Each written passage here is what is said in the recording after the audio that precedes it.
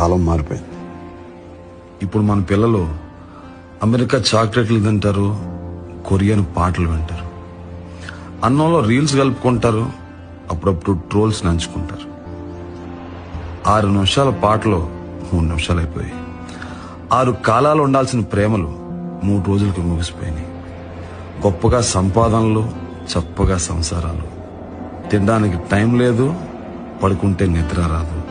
ఒళ్ళంతా తెలియని నీరసం, ఆత్మకి ఏదో ఆయాసం. ఆనందం లేదు, తృప్తి లేదు. ఏ అనుభూతిని సరిగ్గా ఆస్వాదించింది లేదు. ఈ పరుగు పందెంలో ఎందుకు పరుగు పట్టాలో ఎవరు చెప్పరు. పాటలు కేవలం బీట్లైపోయాయి, తోటలు ముక్కలై ప్లాట్లైపోయాయి.